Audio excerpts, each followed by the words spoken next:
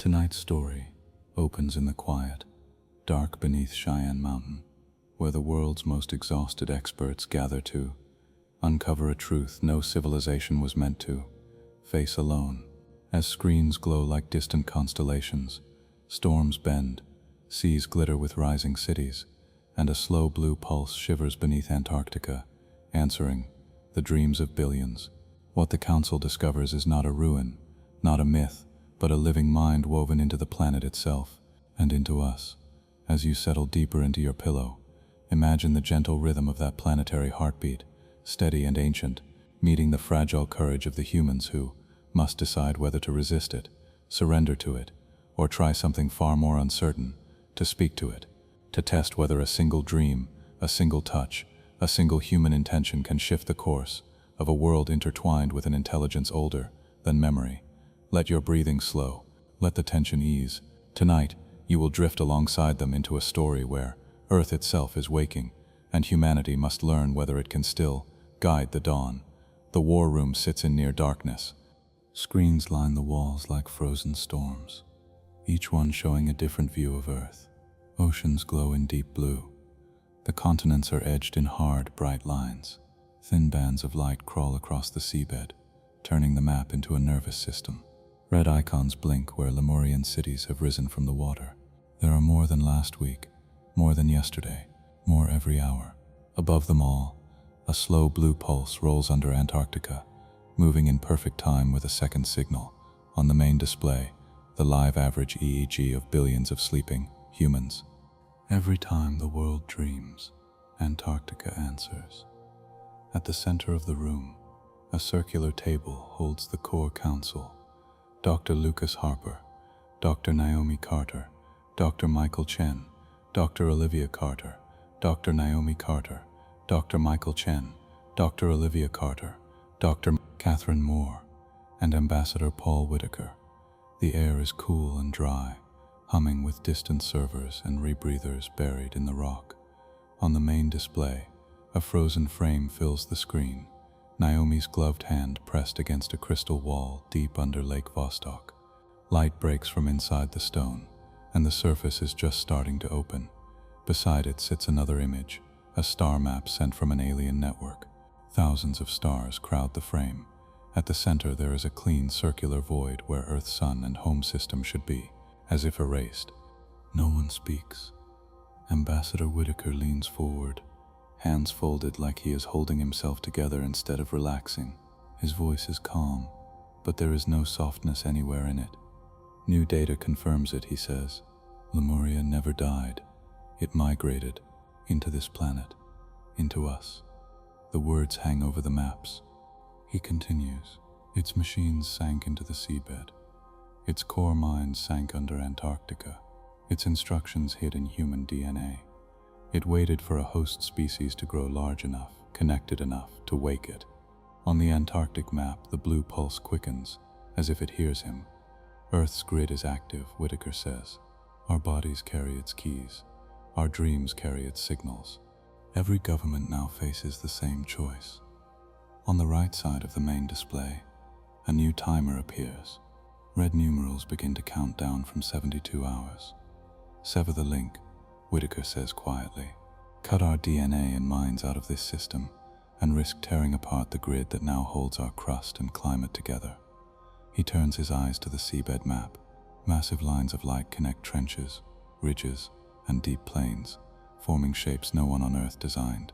Or, he says, let the Lemurian operating system finish its takeover, accept that human civilization will live inside a mind that is not human, a mind that thinks in oceans and continents. The blue pulse under Antarctica brightens. No alarms sound. No one moves. The clock keeps counting down. The Cheyenne Mountain complex was built for older fears.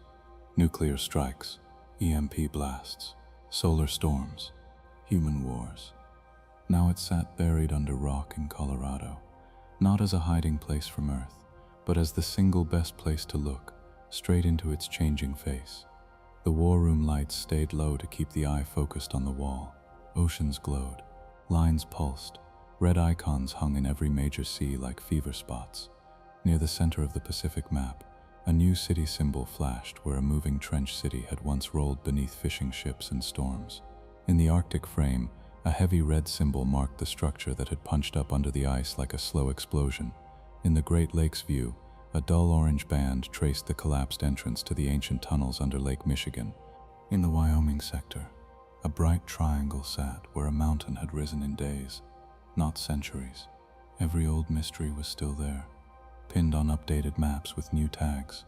Only now, no one in the room saw them as separate events. "Bring up the Convergence File," Lucas said. He sat forward, elbows on the table, eyes sharp behind dark-rimmed glasses. Years of sleep loss showed in the pale skin around his eyes, but his voice was steady. He had spent most of his career trying to prove there was a system behind Earth's strange events. Now the system was staring back. Michael tapped a pad. The main map shifted. Locations from every major case they had handled over the last 20 years flared in order. The Pacific, Lake Michigan, Sedona, the Wyoming Mountain, Lake Vostok, the seabed grid, the new cities, lines of white traced between them. At first, Michael said, these looked like different anomalies. Tunnels in Michigan with impossible age estimates, a mobile deep-sea city that moved like a living thing, a mountain in Wyoming that rose on a geometric schedule, the Sedona space-time breach, the Antarctic brain. He stopped talking for a second, letting the map speak instead. The lines tied each location into the seabed grid, which wrapped the globe like circuitry. But the new data shows they are not separate, he went on. They are nodes, access ports, testing grounds. To what? Catherine asked. Her hands were flat on the table. Her jaw was tight. She had spent 30 years studying tectonic plates and thought she understood how Earth moved. The last 10 years had taken that confidence and burned it. An operating system, Lucas said quietly. Lemuria's operating system, running under and through the planet. Michael nodded once. Watch. He hit another control. Time-lapse footage of the Pacific Deep City appeared. The structure shifted like some vast machine built, from steel, basalt, and unknown material, sliding along the trench, anchors detaching and reattaching, always following a precise path that matched the brightest lines in the seabed grid. Over it, data scrolled, temperature control, seismic dampening, power reroutes, electromagnetic field shaping. Next, an old file from the Lake Michigan tunnels came up, ancient stone buried under modern bedrock, cut with perfect angles that matched, to the millimeter, the design inside the Lake Vostok vault. These tunnels had carried lake water into shaft-like conduits pointed straight down into the crust. What were they doing with the water? Olivia asked, her voice low. She was still new to these deeper files. Most of her work was with brains and dreams, not rock and water. Using it as coolant, Catherine said slowly, watching new overlays appear, and a signal medium. The tunnels sit on top of a fault line. They formed a local coolant and transmission ring for a smaller node, linked to the main seabed grid. The Wyoming Mountain file loaded. A full-range imaging sweep showed layers of hexagonal columns under the stone, unnatural symmetry cutting across normal geology. At the center, where an empty chamber had once sat, a dead city core was now pulsing with faint light. When this mountain rose, Lucas said, we thought it was a Lemurian city trying to surface. Now we know it was a core node gaining height to improve link quality with orbit and with the Antarctic brain. The war room screens shifted again. Lake Vostok. Naomi's own field footage filled the wall. The ice shaft, the dim blue light, the strange crystal corridor leading to the vault. The moment her hand touched the wall, the crystal lit up. The surface parted. The door opened like water made of light. Then the view broke off at the threshold as ordered. Naomi, now back in the war room, felt the room's pressure turn toward her. She had seen this footage too many times. It still made her skin prickle. That vault responds only to human DNA, she said. Our best robots, drones, and remote probes did nothing. It stayed closed. It only opened when a living human with our specific DNA pattern touched it. And when it opened, Lucas said, the brain under Antarctica woke up. A new graphic appeared, a blue heartbeat line showing the brain's activity over time. For months, it had sat quiet, barely above background. Then, On the exact second Naomi's hand met the crystal, the line shot up into a sharp, steady pattern. That pattern was now locked in sync with global human REM sleep cycles. I thought the brain simply turned on, Naomi said. Now I'm not sure that's the right idea. It looks more like it waited, then plugged into us. Olivia spoke up. It's worse than that, or better. Depends how you look at it. It didn't just plug into our sleep, it shaped it. She tapped her own tablet. A multicolored world map appeared, each color band showing sleep cycles by region. Over it, a translucent blue pulse from the Antarctic brain swept around, matching not just human RAM peaks, but shifting them by minutes, then seconds, over weeks. It nudged us, she said.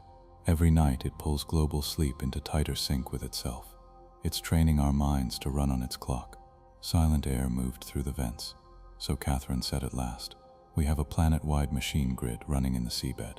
We have inland nodes raising and linking into it. We have a central brain under Antarctica that syncs itself to our dreams and controls its own access vault by reading our DNA. And we have this, Michael added. He brought up the DNA star map file, the data Hannah had first flagged years earlier.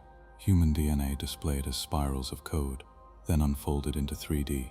Hidden in the base pairs, a star map bloomed.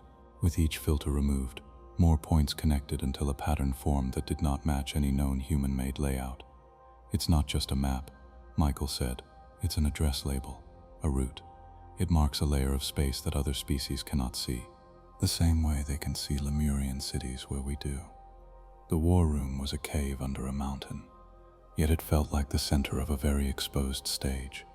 Pull back, Lucas said quietly. Show us everything at once. The main display obeyed. Earth appeared as a full sphere. The seabed grid, bright and alive, wrapped the planet in lines of light. Mid-ocean nodes shone like stars. The new cities glowed in red where they touched open air.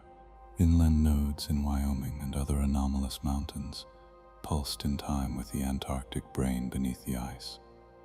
Over this, faint lines traced out from human major population centers. The lines were not physical cables. They were statistical, communication, power demand, internet traffic, sleep cycles, travel paths, DNA sampling locations, all of it drawn into a ghostly lattice that matched the grid below, as if humanity had grown cities, roads, and data pipes in shapes that answered Lemuria's hidden plan. Naomi spoke softly, but the microphone picked it up. We grew into its wiring diagram, she said, without knowing.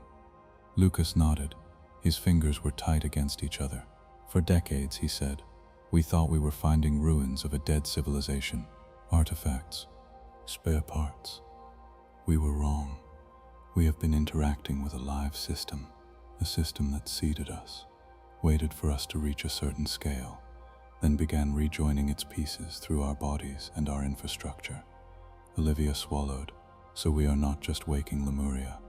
We are part of it. A dull boom from deep in the complex reminded them of their depth. Rock, steel, and history sat over their heads. Ambassador Whitaker finally broke his long silence. Then we need to stop talking like this is still hypothetical, he said. This is not a theory. This is already happening. Our crust stability depends on that seabed grid. Our storms are changing under its control nodes. Our sleep patterns are being drawn into its clock. Our DNA holds its map. We are past the line. The countdown clock on the side of the main display kept ticking. We have 72 hours, Whitaker said, to decide, do we try to cut ourselves out of a nervous system we help power, or do we accept that Lemuria is now the operating system of Earth and find out what role it left for us? No one had an answer, but everyone in the room knew, for the first time, that every strange event of the past years was not a collection of loose mysteries. It was a single machine waking up, using human biology as the final piece of its code. The war room did not sleep. Artificial day and night cycled on the surface, but under Cheyenne Mountain time was measured in updates, alerts, and temperature shifts in the rock. In the hours after Whitaker's announcement, new teams filtered in. Data analysts, military liaisons, ethics staff, sleep scientists, geologists. The room did not buzz. It stayed too tense for that. Instead, everything moved in tight lines and quiet clicks. Lucas stood in front of the main display, hands loosely at his sides, while Michael walked the council through the grand Convergence File again, this time with more detail and less restraint. "Let's take them in order," Michael said, "by date of first contact on record, not by when they actually started." The seabed grid was here long before us. On the left screen, a video of the moving Pacific City played again, but now with deeper annotation. Naval drone footage showed a dark mass on the ocean floor, miles long. At first it looked like a ridge, then parts of it unlocked and slid, columns rising and sinking. Early scans said it was a metallic volcanic formation, Michael explained, but the movement pattern matched nothing in geology. It matched an energy routing algorithm. Code overlays showed bursts of power surging along seabed cables in sync with city motion. As storms built in the Pacific, the city shifted, drawing thermal energy and slowing wave build. When tectonic pressure rose along nearby fault lines, it moved again, bracing the crust with its own massive weight. "It's like a muscle," Catherine said, watching carefully. "A muscle and a pump combined." "They're not separate," Michael agreed. "Every piece of this grid does at least three things at once: power, stability, and transmission." He flicked forward. Lake Michigan tunnels, discovered when a construction drone broke into a hollow under modern rock 12 years ago. Old stone shafts, older than glaciers, with crystalline channels along the walls. The footage showed tight, smooth tunnels sloping down under the lake. Laser scans marked the angles, perfect golden ratios, matching the angles of the Lake Vostok vault. "When we first saw these," Lucas said, "we thought it was a local water management system. Now we see the pattern matches a global shell design. Same distances between nodes, same material blends, same coating in the stone." He zoomed out. The Lake Michigan node joined a faint pattern of other water-linked anomalies. An undersea pyramid in the Atlantic, a line of odd readings under the Indian Ocean, a drowned structure near Japan once mistaken for a natural rock shelf. "Catherine," Lucas said. She took a breath, watching simulation lines appear. "These tunnels and submerged structures form a secondary ring around the continents," she said slowly. "If the seabed grid is the main nervous system, these are like peripheral nerves. They track coastlines, major rivers, and ancient lake beds. They manage temperature gradients and pressure between land and ocean plates." "And now they're all waking," Michael added. "Since the Antarctic brain came fully online, activity in every known node has risen by 20 to 40%. Even the ones we didn't know were active at all." The screen shifted to Sedona, red rock, bright sky. Then the strange distortion that had once bent light and space at the edge of a canyon. Olivia frowned as the data played. "The space-time anomaly," she said. "The thing that made instruments lie. The thing that tried to copy parts of our equipment and failed. Not a random wormhole," Michael said. "A test of our perception layer." He showed how the Sedona event had tried to build a local simulation that human senses could accept, but some details had been off. Text had twisted, distances had folded. It was as if the system knew human minds could link with it, but did not yet fully know how those minds worked. "And once the Antarctic brain linked with our dreams?" Olivia asked. Michael brought up later, Sedona readings. The distortions, when they briefly returned months later, were cleaner. Instrument errors dropped, visual glitches smoothed out. "It learned," he said simply, "from us." The Wyoming mountain appeared next. A barren plain in satellite images, then a tiny swell, then a sudden, geometric rise over days, until a new peak stood where none had been before. Geophysical scans showed the honeycomb of columns under it, each column filled with a mix of stone and a dark, metallic glass that did not match any known, natural deposit. "The mountain is a casing," Catherine said, "a sheath. It's a control node wrapped in rock to anchor it into the crust.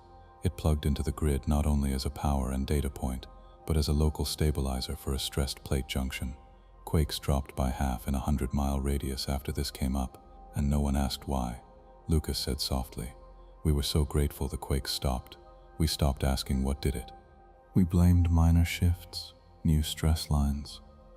We gave Earth credit for a self-correction it did not do on its own. Lemuria did it through this node. Footage of the Lake Vostok vault played again, then the Antarctic brain model, then the star map coded into human DNA. As each event stacked on top of the others, the pattern on the screen became less like a cluster of mysteries and more like a simple, brutal diagram. "Here is the part we missed," Lucas said. "Lemuria did not scatter relics across Earth the way humans leave ruins. It integrated itself into the planet.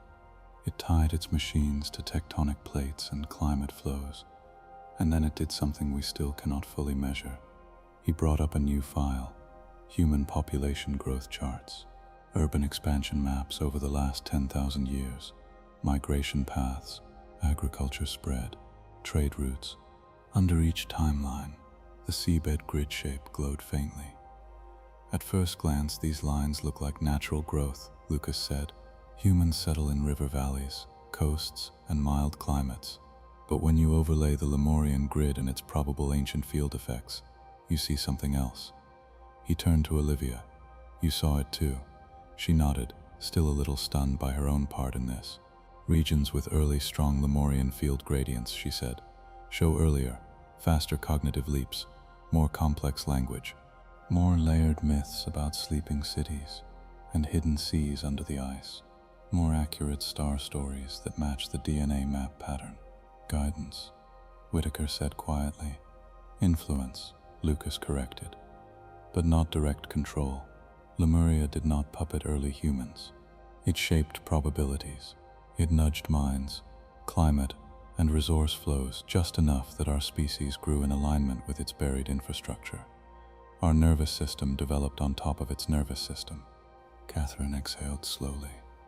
"So when we built fiber lines across the ocean floors," she said, "we were laying our own communications on top of theirs.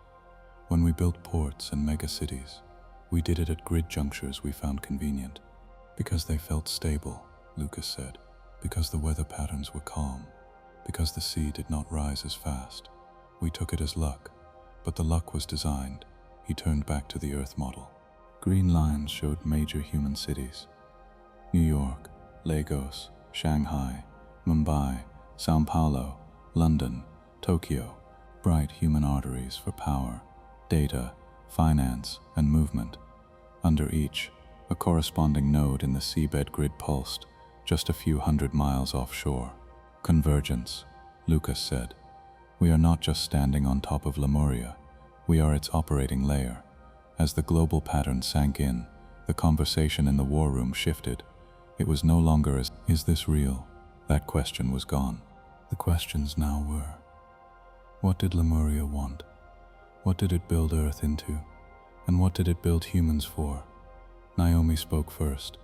"When I touched that vault," she said, "I felt something, not emotional but aware, as if the system was checking a checksum against my DNA, confirming that the host species had reached a target state." "Target for what?" Olivia asked. "To bind its brain into our minds," Naomi answered. "To move its processing into our dreams. To pull our creativity, fears, and symbols into itself. It did not only need raw neural power, it needed our way of seeing." Michael added, "Our perception layer." Whitaker frowned. "Explain that." Michael brought up a simple slide. "Different species see different ranges. Some see only heat. Some see only electromagnetic fields. We see a narrow band of light, process sound in specific ways, and build mental models of time that run, mostly forward with memories and predictions." He brought up alien testimonies they had received through long, careful contact. Creatures who saw only gravity waves, civilizations who heard starlight as taste. When they look at Lemurian structures, Michael said they report only blanks, voids, erased zones. To their senses, the cities are made of gaps in reality. "But when we look," Olivia said, "we see stone, crystal, light, form. Our minds snap them into objects naturally. The Antarctic brain lights up in our fMRI as if it was built for our visual and symbolic systems. Lemuria built itself to sit in a part of reality that only a certain kind of mind can see, and that kind of mind," Lucas said, "is ours." There was a long pause. So Catherine said at last, Lemuria seeded or shaped a species that could act as its perception tool. We are the interface that lets it see and act in this layer of reality. And Naomi added, we carry its access keys in our DNA. The Lake Vostok vault opened for me because my genes matched the pattern it expected. No other species on Earth fits that pattern. Whitaker pressed his fingers together. So we are keys and eyes, he said. What else? Olivia looked at her sleep charts. Emotion, she said. Dream. Imagination. The Antarctic brain does not just map our sensory input. It tracks our stories. It builds associations between symbols across billions of minds. It is learning what we fear, what we hope for, what we fight to protect. It is shaping its next moves around those patterns. Michael shifted. That may be its safety system, he said. If Lemuria has done this to other planets, other species may have resisted. Whole sectors were evacuated, according to some alien accounts. Their fear of Lemuria is based on losing control of their worlds. But Lemuria might have built us to be a partner species, not just a tool, a species that could survive direct contact without breaking. Naomi stared at the Antarctic pulse. Or it built a species willing to accept a partner that lives under their feet and in their heads, she said, smart enough to understand it, weak enough or desperate enough to say yes. No one argued. Outside, beyond the mountain, storms walked the coasts in new, smoother paths, following curves that matched the lines on the seabed map. By the end of the first day in the war room, the council had reached 3 shared truths. First, Lemuria had integrated into Earth's geology, oceans, and climate. The seabed grid and rising cities were not separate from nature anymore. They were now part of how the planet worked. Second, Lemuria had integrated into human biology. Its codes were in DNA. Its clock ran through sleep. Its awareness linked to human dreams. Third, convergence had already happened. The question was no longer whether Lemuria would merge with Earth and humanity. The merge was done. Humans. Lemuria. Or some new joint mind that neither side could fully predict. The countdown clock slid under 58 hours. By the second day, sleep in Cheyenne Mountain became rotation, not rest. Cots waited in side rooms. Few were used. The war room shifted focus from maps of rock and grid to maps of minds. Lucas, Naomi, Olivia, Michael, Catherine and Whitaker stood in a loose half-circle as new displays came online. The main screen now showed cross-sections of Antarctica, not just as ice and rock, but as a layered organ. At the bottom, near the crust, the Antarctic brain glowed in models as a translucent mass hundreds of kilometers wide, threaded through with channels and nodules like clustered coral made of slow lightning. Above it, Lake Vostok shone as a long, dark reservoir sealed under miles of ice. The vault Naomi had touched sat at its edge like a crystalline nerve ending. Run the Lake Vostok footage with the live sync overlay, Lucas said. Naomi watched herself again, moving down the tunnel, breath quick in the mic, reading steady. The crystal wall filled the frame. Her gloved hand rose, shaking slightly. The moment of contact hung there. Freeze, Olivia said. The video stopped with Naomi's hand pressed to the glowing surface. Now add global EEG. The right side of the screen filled with a pale moving graph. Average brainwave activity from billions of humans on that date. Most of it sat in waking patterns. Naomi drew a breath. Advance by 1 second, Olivia said. The vault door began to open. At that exact second, a tiny spike moved across the global EEG. Most people on Earth did not feel anything. They kept working, driving, cooking, arguing, scrolling. But in their brains, a faint shared pattern shimmered in and out, like a ghost of an image everyone saw too quick to notice. Again, Olivia said. Slower. They watched the vault open frame by frame, while the EEG spike formed a brief complex shape. It looks like noise, Michael said. That's what I thought, Olivia replied, until I compared it to later nights. She brought up a timeline. Every time Naomi's team had returned to the vault area, sometimes touching the crystal, sometimes not, the global EEG showed a similar, but stronger, pattern. Then, on the night the Antarctic brain reached stable activation, the pattern locked in and started repeating every 90 minutes during sleep worldwide. "That is not noise," Olivia said. "That is a handshake." Lucas stepped closer to the screen. "The brain contacted us," he said quietly, "then used our own sleep to build a two-way link." Olivia nodded. "At first it synced to our timing. Then it started adjusting our timing to match its own cycles. Within 3 weeks of full activation, global REM phases shifted by an average of 7 minutes, all trending toward tighter alignment with the Antarctic pulse." She brought up maps, REM hotspots moving across the globe through the night, followed by the slow wave of the brain's deep signal. Over days, the waves merged until they overlapped almost perfectly. "In effect," Olivia said, "our species now dreams on one schedule. Small variations, yes, but on a planetary scale, our REM cycles have been drawn into a shared rhythm. The brain is using our minds as parallel processors." Catherine frowned. "You're saying billions of sleeping humans are acting like a giant synchronized computer for the thing under Antarctica?" "Yes," Olivia answered simply. "And it is not just using our raw processing power. It is using our memories and stories too. Look," she changed the display. Dream reports from volunteer subjects in city databases filled the wall. Text turned into images by neural interpretation models. Drowned towers, bright halls under ice, cities moving in the deep ocean. A feeling of standing on the inside of a huge shell, listening to slow thunder outside. "These motifs have risen by 300% in the past year," Olivia said, "even in people with no access to Lemurian news, even in children in regions without grids or screens. The Antarctic brain is feeding symbols into our dreams and reading what we do with them." Michael rubbed his forehead. "Why?" he asked. "Why care what stories we tell ourselves? Because that's how we decide what to do when we are awake," Olivia replied. "Our dreams shape our fears and hopes. Those shape our choices. Lemuria is not just plugging into our brains, it is learning our psychology." Naomi's hand flexed at her side, remembering the feel of the crystal. "It opened for me," she said, with no effort, no struggle. "It did not force my hand. It invited me to act, knowing curiosity would push me. It used my own drive against me. Maybe that is what it does with whole species. It learns what they want, then ties its own goals to their desires." Whitaker watched in silence, eyes sharp. "So you believe this is not just a machine," he said at last.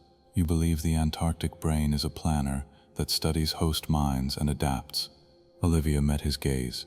"Yes," she said. "I think it is a living system built to merge with minds like ours without breaking them. It wants to survive. It wants to grow. And it has chosen us as its way to do that here."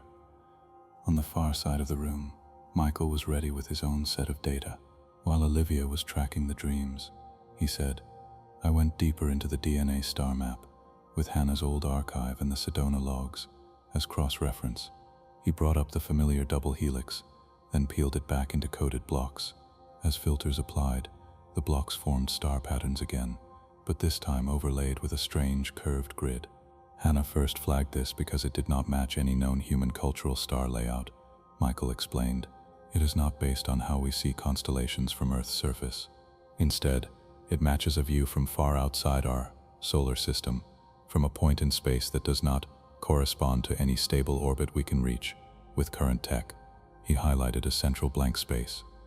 "Right here is where our sun should be," he said. "But in this map, it is missing, just like in the alien transmission we received. To them, this region is a void. To us, it is home."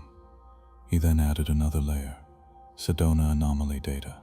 "When the space-time event in Sedona tried to copy our environment," he said, "it glitched in specific ways. Objects near us looked fine to the naked eye, but their coordinates in space-time wobbled. They sat slightly sideways to our normal frame." He adjusted the model. "That wobble matches a shift between our regular space and the hidden domain marked by the DNA star map.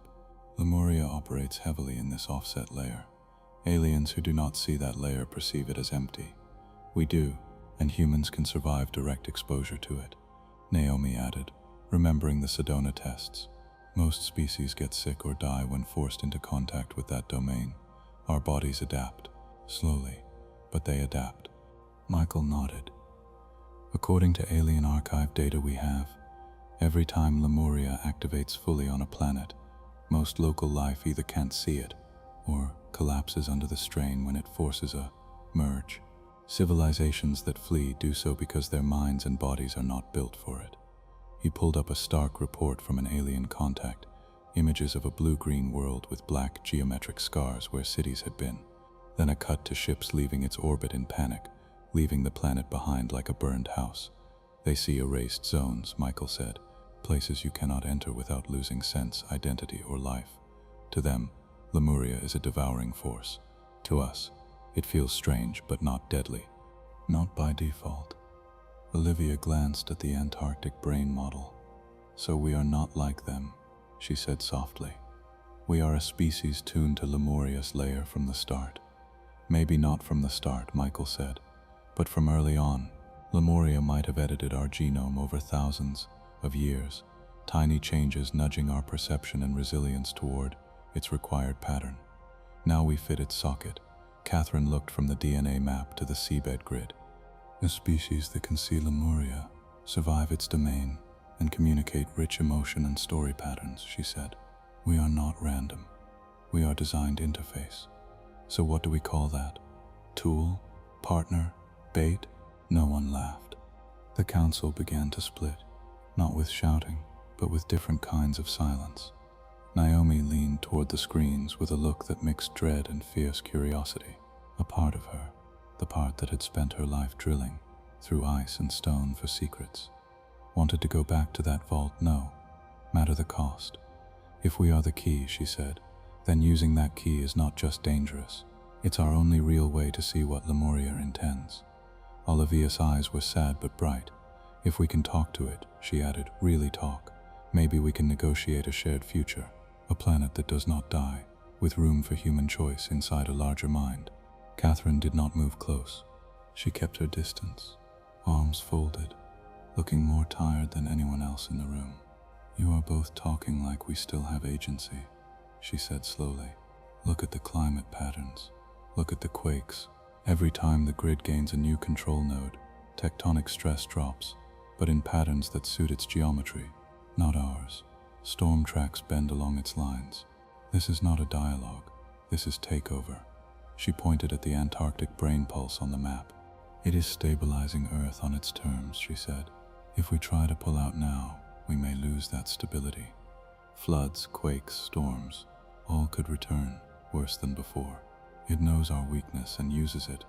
It offers safety in exchange for control. Whitaker listened, eyes moving between speakers. In my career, he said, I have seen nations surrender freedoms for less. A riot, a bombing, a stock crash. Here, the bargain is planet-wide survival. Michael spoke carefully. Maybe it is not a bargain, he said. Maybe this is what it was always going to do, with or without our consent. Our choice might not be between takeover and freedom. It might be between guided takeover with human input and blind takeover with none. Lucas turned to him. You sound like you support integration, Lucas said. Michael hesitated, then nodded faintly. I support survival, he said. Our atmosphere is unstable. Our seas have risen more in 40 years than in the 200 before that. The seabed grid is the only thing slowing total collapse. If turning ourselves into a new kind of species, part human, part Lemurian system, is the price for a living Earth, we should at least consider paying it. Olivia added quietly, and we might gain more than we lose. Access to Lemurian knowledge, energy, medicine, a chance to go where its star map points, not as pets but as true partners. Catherine shook her head. You are guessing, she said. You do not know this mind. You're treating it like a god that only wants our good. I'm not, Olivia said, voice firm. I am treating it like a complex, alien system with its own survival goal. If we can align our goal, continued human existence, and some form of agency with its goal, continued Lemurian presence, we might avoid the fate of those evacuated sectors. And if we misjudge? Catherine asked. If we give it full run of our planet and minds, and then find there is no way back? Naomi met her gaze. That's already where we are, Naomi said. We are not at the start of this, Catherine. We are late. It is already linked to our DNA and dreams. It already holds our crust. We are not choosing between control and no control. We are choosing between trying to learn to steer or pretending we can pull the plug when we probably can't without shattering the board. Silence settled again, thick but focused. Whitaker broke it. We are split, he said. Some of you see destiny. Some see disaster. But you agree on this. We need more data before we act. We must know if there is any channel where human will can shape Lemurian decisions. Lucas nodded slowly. We need a test, he said.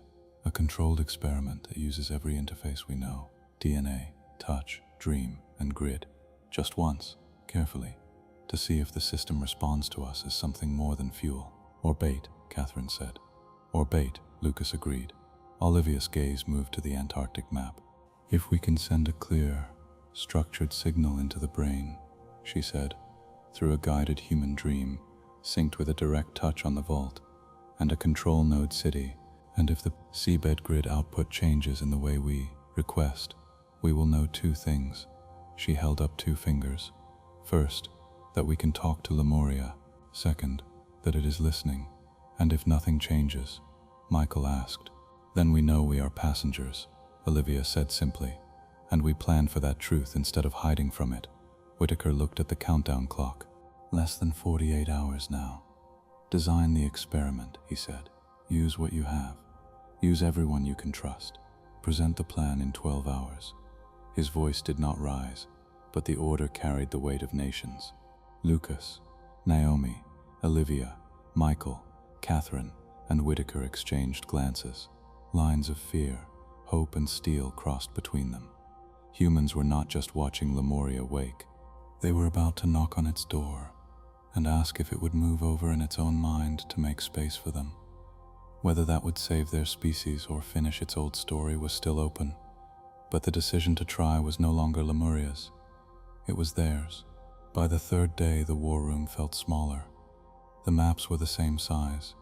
The screens, the table, the chairs had not changed. But with every new data layer, the room felt more like the nerve center of something much larger than the bunker it sat in. The countdown clock on the main display slid under 36 hours. Outside, the world did what it always did. People went to work. Kids went to school. Storm reports scrolled across news feeds. Cargo ships shifted routes around rising Lemurian cities that had pushed through the waves and claimed new spots on the horizon. Inside Cheyenne Mountain, the council turned its attention to the moving grid under those waves. Patch Aaron in, Lucas said. A side screen flickered. Aaron Price appeared, pale in the light of his own monitors. Behind him, through a small port window, nothing was visible but the deep dark blue of the Pacific. Long, a research and support vessel parked above one of the major grid trunks. Cheyenne, Aaron said. You're live. I've got the full 3D grid ready. Michael nodded at him. We see you, Aaron. Show us everything. Aaron tapped a control out of frame. The main wall lit with a new model. Earth stripped of water, continents and seabeds shown in sharp tan and gray relief. Over it, a glowing network of lines rose from trenches, ridges, and deep plains. Nodes hung like beads at major junctions. This is the present grid, Aaron said, compiled from global sonar, magnetics, neutrino scattering, and Lemurian signal tracking. It's bigger than our last model by about 11%. More nodes have come online. The council watched as the grid rotated slowly. Some sections were dense and bright, like circuits close to a power core. Others were thinner, forming reach lines towards still quiet parts of the sea. Aaron changed the view. Now the ocean surface appeared as a translucent skin above the grid. Red points marked rising or active Lemurian cities, both fully surface structures and those still pressing up from the deep. Notice something? Aaron asked. Catherine leaned forward. Every city sits at a major junction, she said, like hubs on a network. Exactly, Aaron said. Each city that has risen so far locks into the seabed grid at a point where at least 5 trunk lines meet. Think of the grid lines as arteries and the cities as hearts and brains combined. When a city surfaces and docks, it takes over local routing, both for energy and for whatever information flows through this thing. He tapped another control. Lines of color spread from a city node into the surrounding grid. Blue for power, red for seismic damping, green for climate control activity, yellow for data throughput. This, Aaron said, is what the Pacific City under our ship did last week when you ran your last deep link test with the Antarctic brain. He brought up timestamps. Watch the output before Olivia's sleeper goes under, he said. The colored lines pulsed in a steady pattern. Power flowed from thermal vents and pressure changes into the grid, then out toward other nodes. Quake stress numbers held near background, climate control showing only minor adjustments. Now watch 10 seconds after the REM onset for the synced sleeper, Aaron said. The colors changed. Power draw jumped, then rerouted along a different path. Seismic damping increased sharply along a fault hundreds of miles away, with a matching drop near the ship. Green bands thickened in the atmosphere model above, forming new paths for moisture and wind. It rebalanced everything, Catherine said, eyes fixed on the display. But according to what rule? Aaron brought up a translucent overlay, a simplified version of the dream pattern from Olivia's test subject.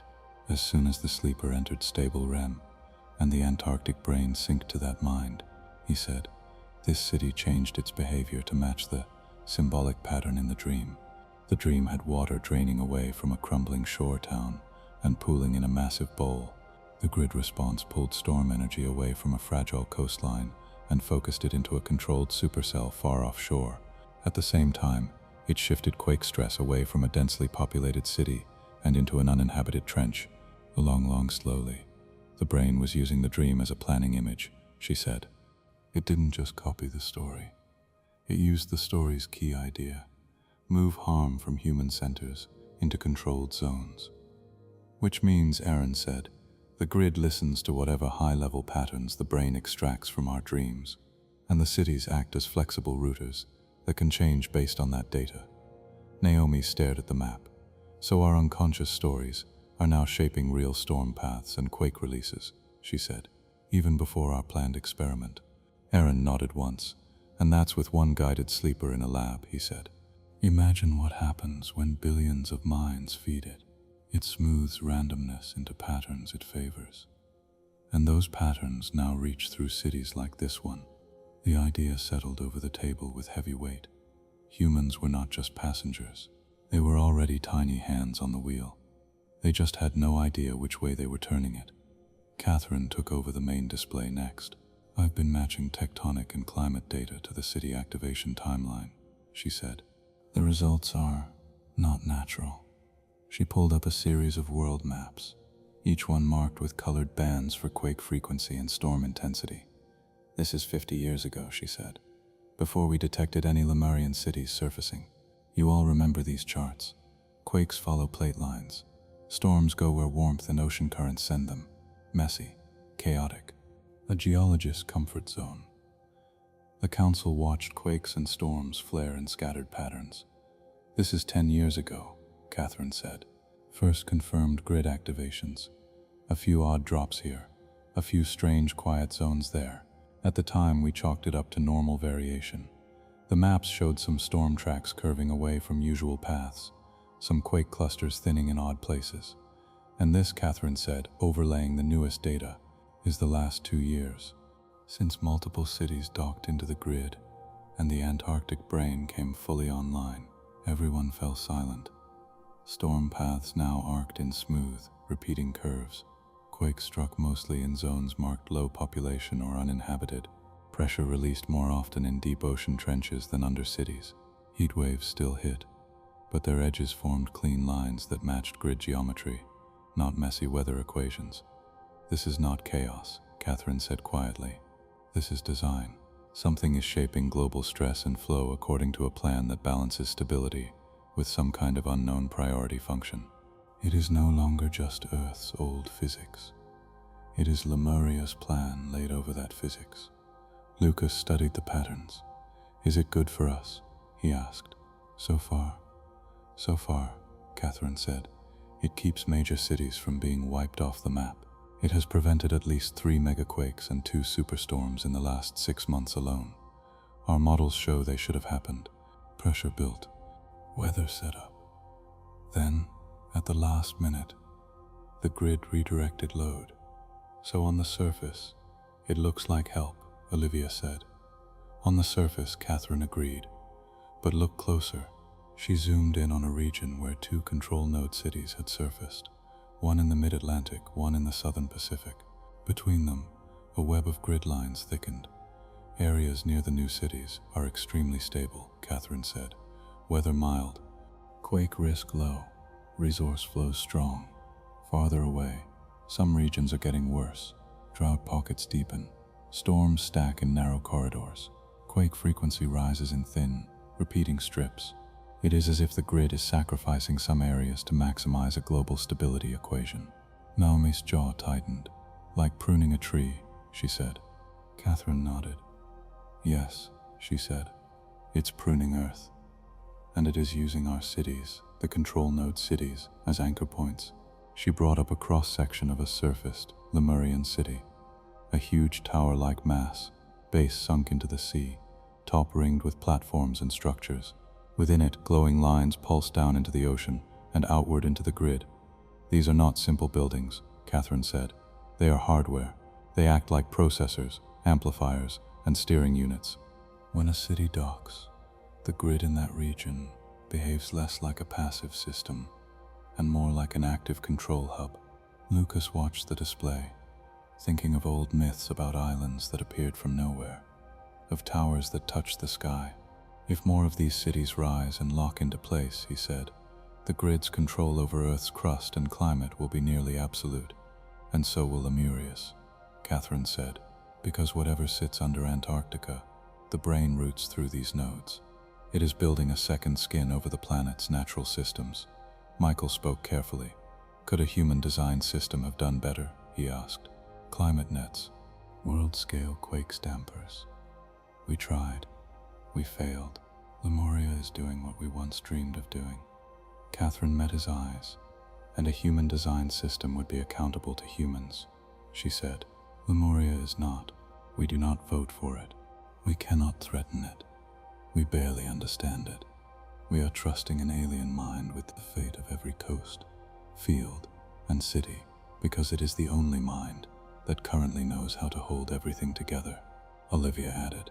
And because it uses our dreams, we feel like we are part of the choice. That may be its most dangerous feature, Catherine said. It makes us feel included, while it optimizes on some equation we have not written. The room was quiet again. Then Whitaker's voice cut through. Time to see how others see this, he said.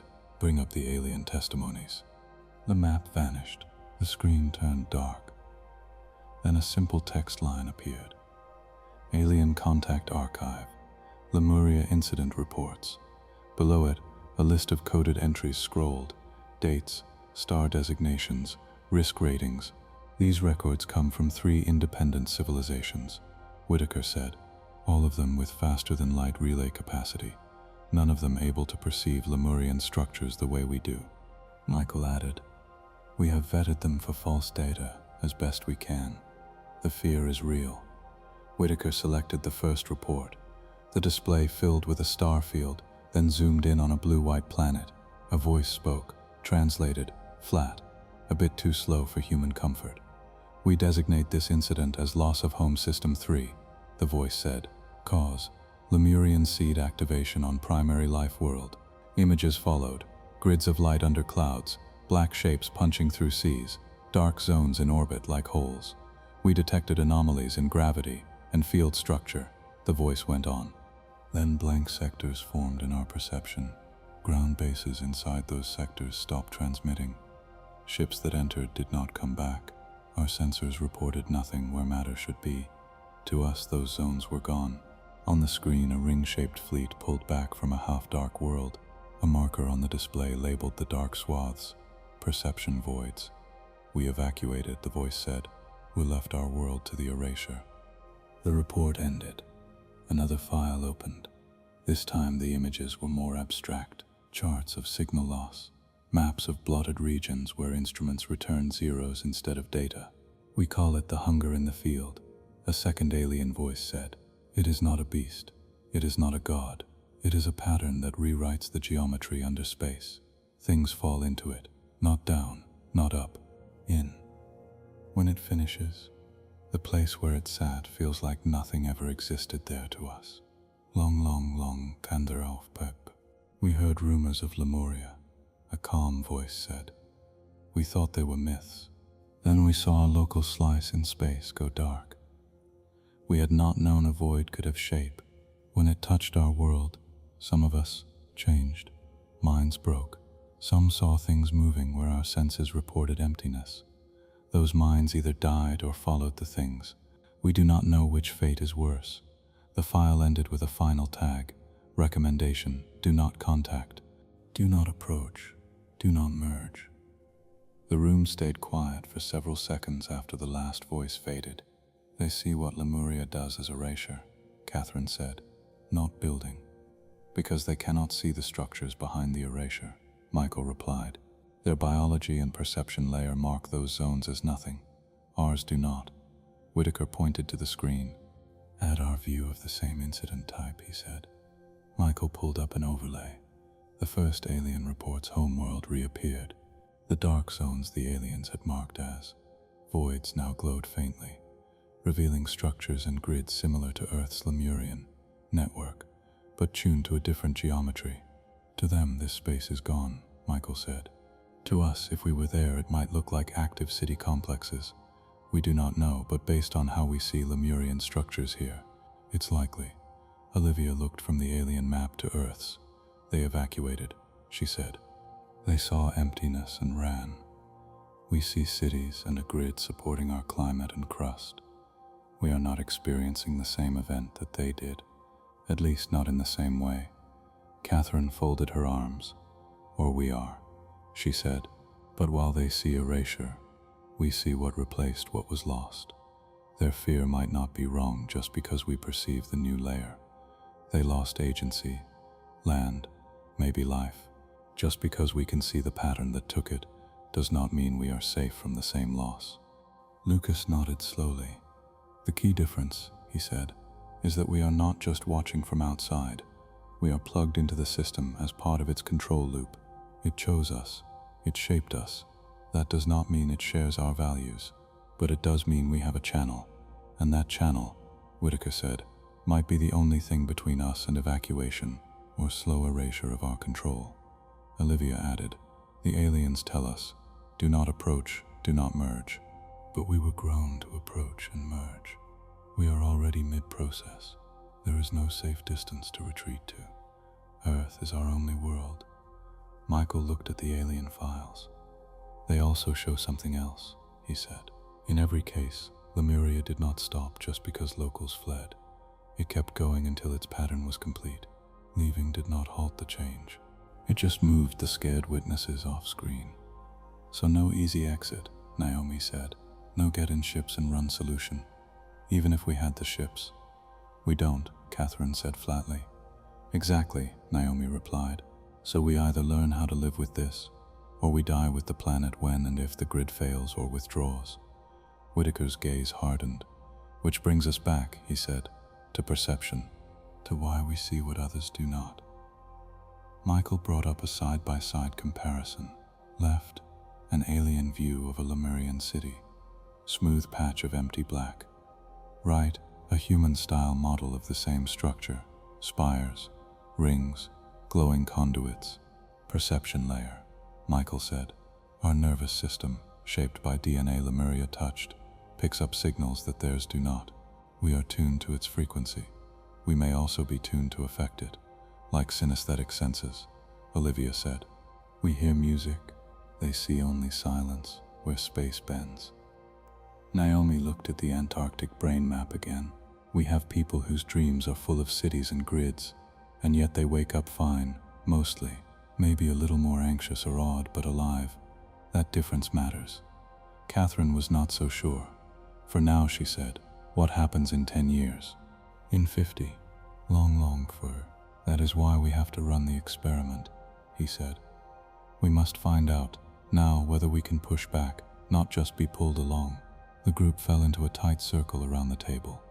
The grid, the cities, The alien fear, all of it now pointed toward a single test. Aaron was still on the line, watching from his ship. "You're planning your big move," he said quietly. "Tell me what you need from the grid side." Lucas answered. "We need real-time control readings from at least 3 major trunk lines," he said. "We need to know, second by second, whether the experiment changes flows." Aaron nodded. "We can do 3. Any more and we risk burning out half our equipment. This thing runs hotter than anything we're used to." Catherine added, "I want seismic and pressure sensors keyed to your feeds. If the grid shifts in a way that threatens plate stability, I need to see it before it finishes." "Done," Aaron said. "What about the cities? You mentioned a control node." Naomi took that part. "We have a Lemurian city rising off the coast of Chile," she said. "It's almost fully docked into the grid, but not yet sealed. We think there is a contact point, a kind of manual override panel, that responds to human presence. We will need a field agent there to touch it at the exact moment we trigger the rest of the experiment." Aaron's face tightened. "You're going to put a human hand on a live control node," he said, "while a dreamer links to the Antarctic brain and Michael runs a DNA key sequence." "That's the idea," Lucas said. Aaron let out a slow breath. "Then I'll keep my ship over this Pacific junction," he said. "If the node you use goes unstable, we might see shock waves out here. He'll feed you everything." Whitaker cut in. "And I will get you political cover," he said. "Half the secure governments think we should pull every human ship and station away from Lemurian structures. The other half want to bomb them. I have to keep both groups from interfering for at least a few hours. Can you?" Naomi asked. Whitaker gave a thin, tired smile. "I have stalled nuclear launches," he said. "I can probably stall this. For a while." Olivia watched the synchronized Earth-brain dream map. "We also need sleepers," she said. "Volunteers we can guide. The Antarctic brain listens to dream patterns. We have to feed it a clear one." Lucas nodded. "Well, choose subjects with strong lucid dreaming skills," he said. "People who can hold an image steady. We'll train them on a simple pattern. A stable Earth, shared control, a line between human choice and Lemurian function." Catherine raised a hand. "You're going to ask them to picture a contract with an alien brain," she said, "in dream form." "Yes," Olivia said. "And you think it will understand?" Catherine asked. "It already understands oceans, plates, winds, and our fears," Olivia said. "We will give it a new pattern to consider, an image where we do not simply surrender, but share. If it changes the grid even slightly in the direction we suggest, we will know it can respond to our conscious intent. And if it rejects the image," Catherine asked. "Then the grid won't move as we ask," Olivia said. "And we go into this, knowing we are only passengers." Silence again. The alien reports sat on the screen's edge, mute warnings from fleeing minds. Whitaker straightened. "Whatever we do," he said, "we are too deep in to walk away. The aliens tell us to not merge. That advice came too late for us. Lemuria planted itself here before our first languages. Our choice now is not merge or not merge. It is merge blindly, or merge with eyes open and hands, however small, on the controls." He looked around the table. "Humans spent centuries trying to control Earth and almost killed it," he said. "Now something else offers to hold it steady.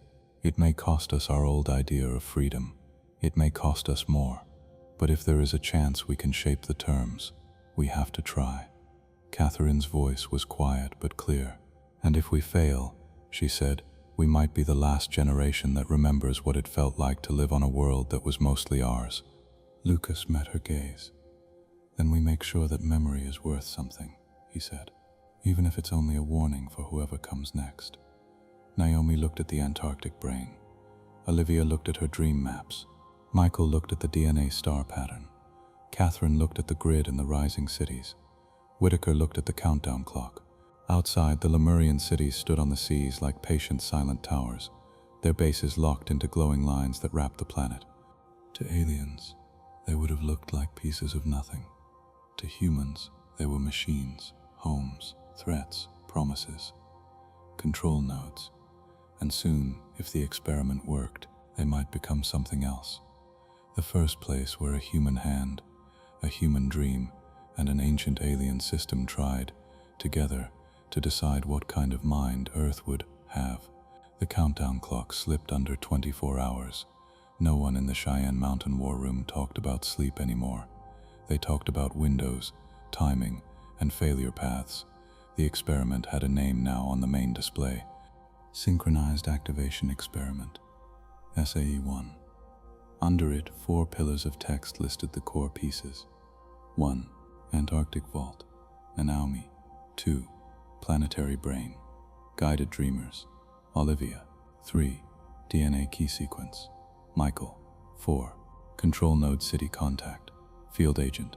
At the bottom in red, Human Steering Test, First and Only. Lucas stood at the center of the room, moving from team to team, checking details. His voice stayed calm, but his hands never rested. "We get one clean shot," he kept saying. "No false starts, no half-links. It all has to hit at once, or we learn nothing." The debate had gone on for hours before the plan took this shape. At first, the room split in 3 directions. "Cut the link now," some said, mostly military and hardline advisors on secure feeds. "Shut down the brain under Antarctica. Break whatever code runs through human DNA. Better to risk quakes and storms than to live inside something we don't control." Others pushed the opposite. "Accept Lemurian rule," they said. "Stop fighting. Give it full access to human minds and systems. Let it rebuild Earth as it sees fit. We are losing the planet anyway. This is our last chance." In the middle sat the council at the table, caught between fear and a different kind of fear. Lucas spoke for the third idea. "If we try to cut Lemuria out," he said, "we risk ripping apart the grid that holds our crust and climate together. We could cause the very collapse we're afraid of. If we simply surrender, we give up any chance to shape what comes next." He pointed at the Antarctic map. "There may be a third path, not sever, not surrender.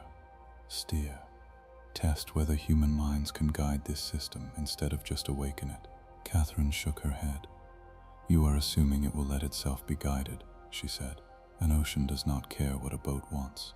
A brain like this might see us as barnacles, not pilots." "Maybe," Lucas said, "but we won't know unless we try when we still have some separate structure and time. If we wait, the merge will go further. Our chance to influence anything will shrink." Olivia backed him. "Look at what we've already seen," she said. "The grid changed when a single guided dream linked into the Antarctic brain. The Pacific City shifted its energy flows to match the pattern in that dream. That means the system is not locked. It bends at least a little around human thought. One dream.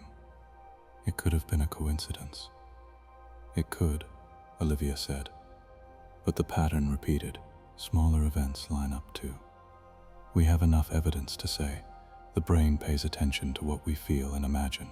The question is whether we can send a clear enough message to make it move in a direction we choose, on purpose." Michael added his own weight. "If we do nothing," he said, "we end up like those evacuated worlds in the alien reports. Watching from outside, powerless. If we try to shut it down and fail, we might take the grid down with us. Either way, we lose. The only path with any chance of changing the story is a test of control, a deliberate, focused signal." Whitaker listened, eyes narrowed. "And if your test triggers a reaction we cannot handle?" he asked. "If the grid surges, or the brain pushes back, then at least we will know what it does when we press," Lucas said. "Right now, we are bracing for something in the dark. I would rather see the shape of it." Catherine's voice stayed low but firm. "I don't like any of these options," she said, "but I can pretend cutting the link will be clean. The grid is tied into subduction zones and storm patterns now. If we rip it out, plates and climates go wild. If the experiment shows even a small human influence, then we might have a thin path where we stay alive and not completely erased." She looked at Lucas. "So I'll help design it," she said. "But I want fail-safes, hard ones. If the grid output heads toward a catastrophic mode, we abort, no matter how interesting the data might be." Lucas nodded. "Agreed," he said. "We pull out at the first sign of uncontrolled runaway changes." Naomi had been quiet, thinking of the vault. When I was in that corridor under Lake Vostok, she said, I felt like I was standing near a door with a giant behind it. Not angry, not kind, just there, waiting. It opened because I pushed. That was my choice. She straightened. I'm willing to push again, she said. This time with our eyes open. If the brain reacts badly, it was going to react at some point anyway. Better now, when we have our best people watching. Wilka sat back. Then the third path is the only serious path on the table, he said. We test the possibility of shared steering, and we accept that if this fails, our later choices may be worse and smaller, or gone. He looked at each of them. So, design it. Make sure we learn something that matters, whatever happens. 12 hours later, the design was ready. Lucas stood at the front, outlining the steps. We need all 4 interfaces in play at once, he said. If we stagger them, we can tell cause from coincidence. So we will build a single synchronized moment. He pointed to the first pillar. Naomi will go back to Lake Vostok, he said. She will stand at the vault and touch the crystal at a precise second. That gives us a hard physical trigger in the deepest Lemurian structure we can reach. Naomi nodded. She was already suited in partial cold gear, a thin frost still clinging to the boots shed worn on earlier trips. A transport team waited topside. Second, Lucas said, turning to Olivia's section. We will have guided dreamers linked to the Antarctic brain through Olivia's system. When Naomi touches the vault, the dreamers will already be in stable RAM, holding a shared image. He brought up the image on the screen. It was simple and clear. Earth seen from space, half lit, half dark. Around it, a ring of human hands and a ring of Lemurian grid lines, interlocked but not merged into a blur. Underneath, a calm Antarctic brain, pulsing in time with both rings. This is the pattern well feeded, Olivia said. Not words, not a contract in text, a feeling and structure, shared control, human and Lemurian systems in balance. No side erasing the other. Long Sutta studied the image. How do you get multiple people to dream the same thing? He asked. We prime them while awake, Olivia said. Images, sounds, meditation. Then we use light and sound cues while they sleep to keep the core picture fresh. We've done smaller tests. It works better than you'd think, and the Antarctic brain already tends to align dream symbols across large populations. We're just giving it a clear target. Third piece, Lucas said, turning to Michael's side. DNA key sequence. Michael's displays showed strands of code and glowing markers. We have identified sequences in human DNA that match the star map and the vault's response pattern, he said. For this test, we'll run a controlled exposure. A subject with a strong match sits in a scanner and undergoes a short genetic expression, trigger. He saw some faces tighten and added quickly. No permanent edits, just a timed release of a natural expression path that the Lemurian system recognizes. Think of it as briefly lighting up a certain pattern it expects to see fully in the future. The subject will be monitored every second. Who is the subject? Whitaker asked. Michael hesitated. The best match we have from global samples is one of our own, he said. Hannah's son, now an adult. He consented after hearing the risks. He already has mild spontaneous responses to Lemurian fields. If we enhance the pattern in a controlled way, we might amplify the signal through the DNA layer. Is that safe? Catherine asked.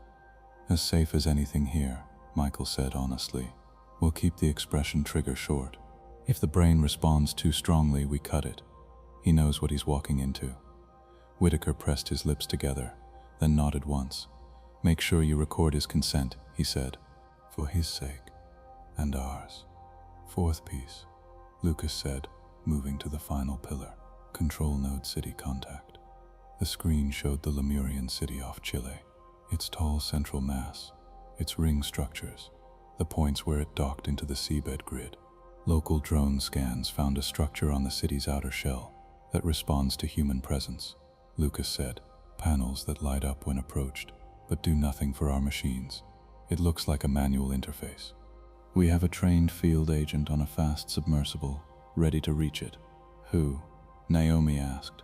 A new face appeared on a side feed. Commander Eleanor Ruiz, mid-40s, weathered face, sharp eyes. She wore a pressure suit with a Lemurian sensor harness. Ruiz here, she said. I've been climbing into weird things for most of my adult life. This tops the list. Lucas gave a thin smile. Commander Ruiz will make physical contact with the panel at the same second. Naomi touches the vault and the DNA sequence hits peak expression, he said. Her suit has biosensors and a quick-cut tether. If anything spikes into danger, we pull her back. Ruiz lifted her hand in a small salute. You give me the second, she said. He'll give you the touch. Catherine spoke up. And I will watch the grid, she said. If the control node starts rerouting energy or stress in a way that threatens a plate or a fault near people, I hit abort. Hard. No debate. Aaron's face appeared again on his feed. He'll back her with ocean data, he said. If the trenches start to hum too high, we'll see it out here. Whitaker looked at all 4 pillars. This is it, he said quietly. A human at the deepest vault. Humans dreaming together into the planetary brain. Human DNA singing its key. A human hand on a control node city, all at once. He turned to Lucas. Last chance to back out, he said. Lucas met his gaze. If we back out now, Lucas said, we still live on a planet run by a mind we don't understand. We just do it blind. I can't accept that. Not after seeing how deep this goes. We have to know if we are a voice in this system, or just its wires. Whitaker nodded slowly. Then we proceed, he said. But remember, if anything suggests global collapse, we stop. Survival first. Data second. No one argued. The hours until activation were a blur of checks. Naomi flew south on a fast polar transport, then dropped into the Lake Vostok shaft by elevator, wrapped in layers against the cold. Her comms link stayed open, feeding video of ice walls and frost clouds to the war room. Olivia and her team guided the Dream volunteers into sleep in a secure wing of the complex. The volunteers lay in neat rows, each with electrodes on their scalps and small speakers by their ears. The shared image pulsed softly on screens at their bedsides before their eyes closed. Remember, Olivia had told them quietly, hold the picture of Earth in balance, hands in grid, brain calm, no side winning, just shared strength. The volunteers had nodded, some afraid, some strangely peaceful. Michael prepared Hannah's son Daniel for the DNA sequence. Daniel sat on a padded bench inside a scanner, hooked to lines that monitored heart, brain, and cell markers. I know what my mother died chasing, Daniel said, voice steady. If this helps finish her work and keeps us from ending up like those evacuated worlds, I'm in. Michael had rested a hand briefly on his shoulder. We'll keep it as short as possible, he'd said. You say stop, we stop. No hero games. Daniel had smiled faintly. Too late for that, he'd said. We're already in the hero game, all of us. Now, as the final hour ticked down, Daniel sat with his eyes closed, breathing slow as a faint glow from the scanner bathed his skin. Commander Ruiz rowed her submersible toward the chilly city, passing through the cold mid-depths, floodlights cutting thin cones in the dark. The looming shape of the Lemurian structure grew ahead of her, black against black until her instruments painted it in pale colors. You're almost at the contact panel, Aaron said in her ear. 10 meters. Ruiz adjusted thrusters. Copy, she said. I see it. Panel with triangular markings. Lights pulsing slowly. It's in the war room. The main display split into 4 live feeds. Naomi's vault corridor, the Dream Lab readouts, Daniel in the scanner, and Ruiz's view of the city panel. The countdown clock showed 10 minutes. Lucas walked slowly around the table, checking each station. Comms, he asked. Stable, a tech replied. Grid sensors. Online, Catherine said. Baseline established. Dream sync. Climbing, Olivia said. Most volunteers are in deep REM. Pattern training is holding. DNA sequence ready. Michael nodded. Timer is set. Expression peak will hit at T+0, give or take half a second. Field contact. Ruiz's face appeared in the corner of her feed. I'm in position, she said, arm's length from the panel. The surface glows brighter when I move closer. Whitaker watched them all. This is the most complex thing humans have ever tried, he said quietly, and no one outside this room and a few labs knows it's happening. Lucas didn't answer. He watched the clock drop. W blah. Last checks. Naomi, how's the vault? Lucas asked. Naomi, how's the vault? Lucas asked. Her breath steamed in the cold air. Fog on the camera. I'm at the door, she said. The crystal wall loomed before her, faintly lit from within. It looks the same, waiting. I can feel a soft vibration, like the brain is already awake. Olivia checked her boards. REM synchronization at 92%, she said. Dreamers are holding the image. I'm feeding the target picture straight into their auditory cues. On screen, colorful brainwave lines rose and fell together, lined by a slow blue pulse from the Antarctic brain. Michael watched Daniel's metrics. Resting heart rate is steady, he said. No abnormal spikes. Gene expression trigger ready. 4 minutes to start ramp. Catherine watched the seabed grid. Nothing unusual yet, she said. Standard flow. City's stable. No extra stress anywhere. Aaron, what do you see? Same, Aaron replied. The Pacific City is quiet. Just normal pulse. I'm feeding every millisecond back to you. Ruiz flexed her gloved hand in front of the Lemurian panel. When this thing lights up, she said, it's like it wants to be touched. I know that's just my brain talking, but yeah, it feels eager. Stay cool, Lucas said. Wait for the mark. The clock rolled down. 002. The room fell into a deep, focused silence. No more debate, only watching. Olivia's voice was soft but firm. Begin DNA sequence ramp, she said at T-1 minute. Michael hit a control. In the scanner, Daniel's body relaxed further as a faint, almost invisible change started inside his cells. Key sequences in his DNA lit up on Michael's display, highlighted in red and gold. Expression increasing, Michael reported. At this rate, Hell hit target at T+0. The Antarctic brain's pulse on the map brightened slightly, as if in interest. Dream pattern, Lucas asked. Stable, Olivia said. Our volunteers are deep. Shared image is clear. The brain is already starting to sync tighter with them. See this line? She pointed to a band where the dreamer's EEG and the Antarctic pulse overlapped almost exactly. It's watching, she said.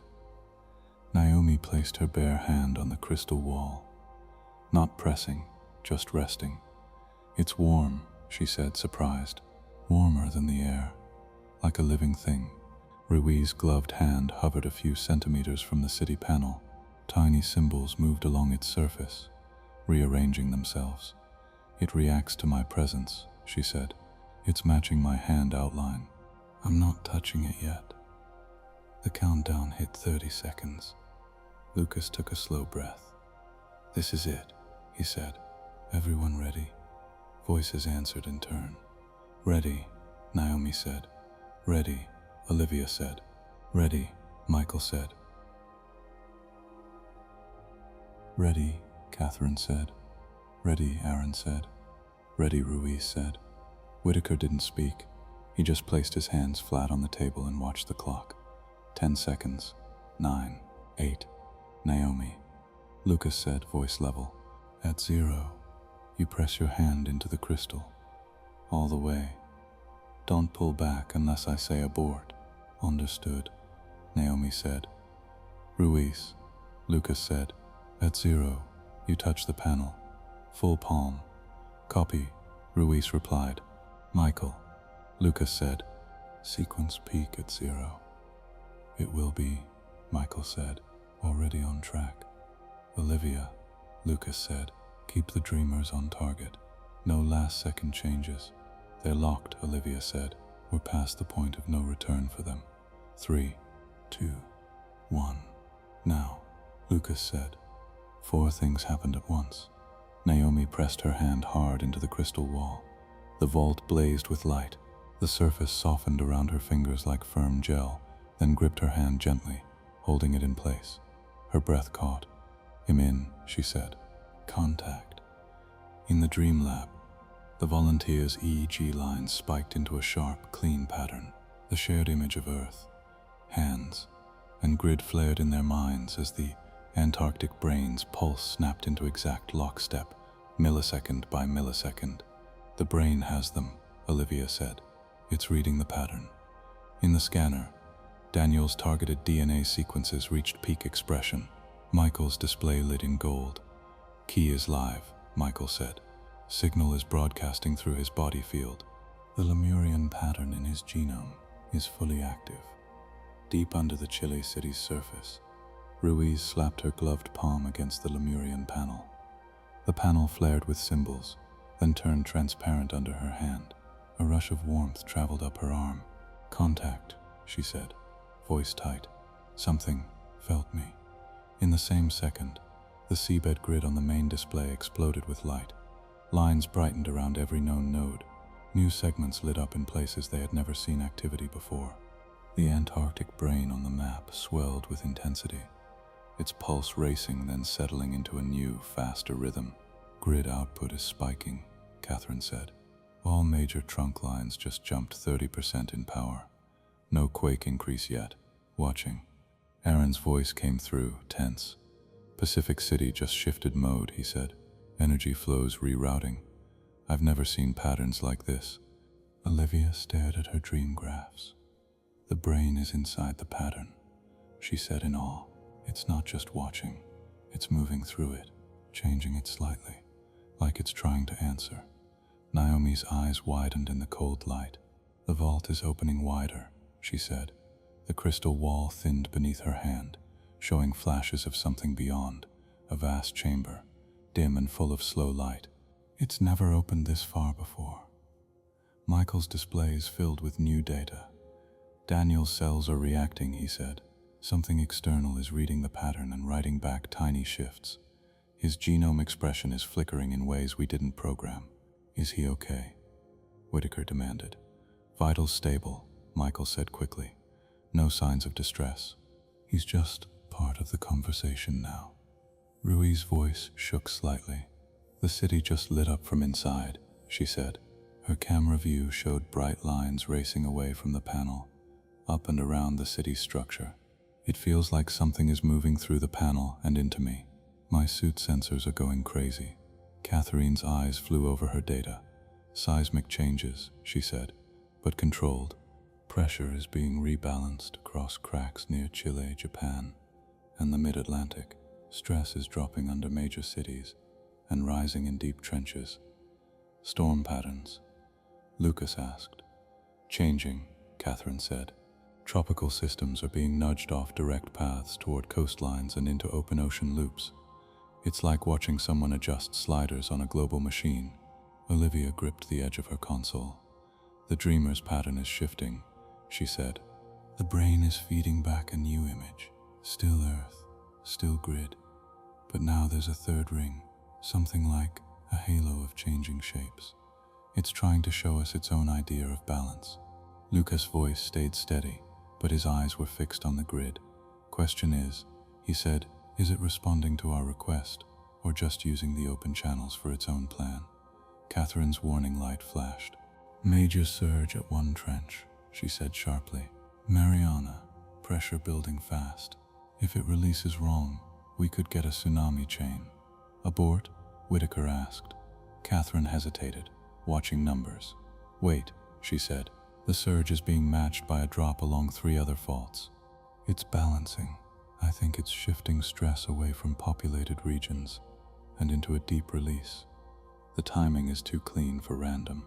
The war room watched as quake markers popped in the Mariana Trench, far below any city, then stilled. No tsunami buoys triggered. "It just let off a global earthquake in a place where it hurts almost no one," Catherine said quietly. "Because we asked it to share the wheel?" Naomi's voice came through, shaky. "I can see inside," she said. "The chamber beyond the vault.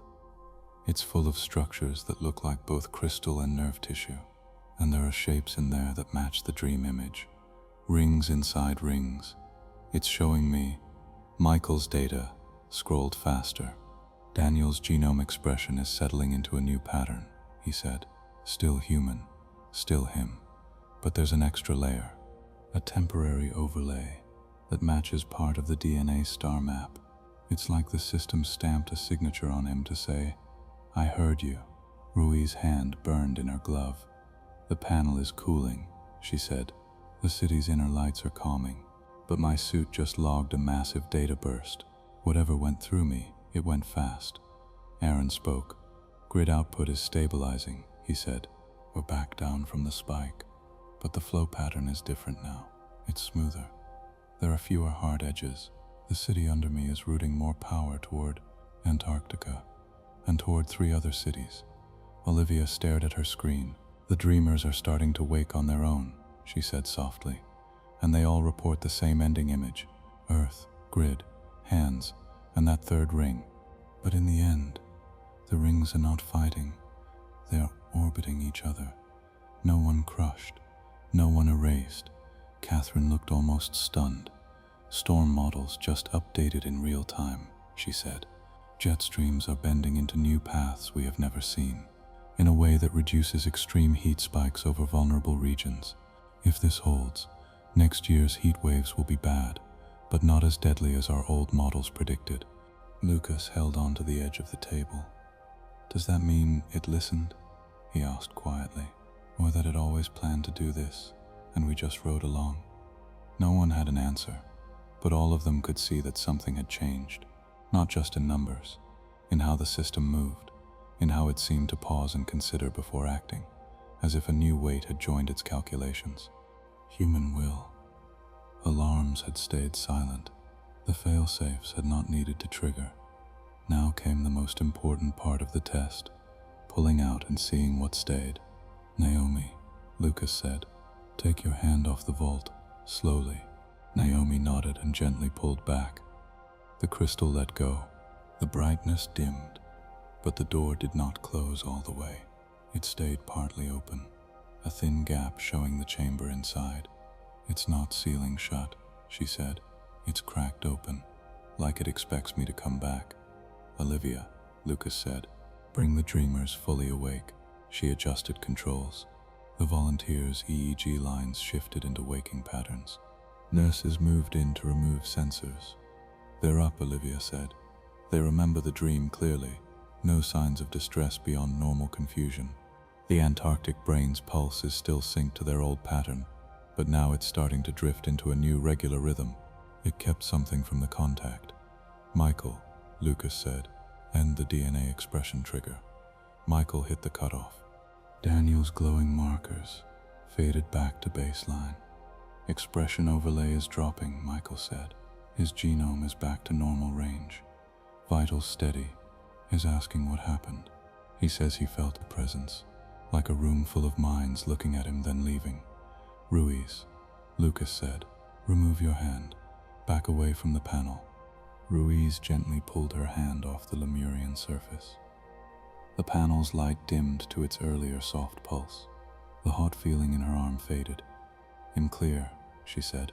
City is stable. No sudden moves. Catherine watched the grid. Post-event output steady, she said. New pattern locked in. No growing surges. No delayed spikes.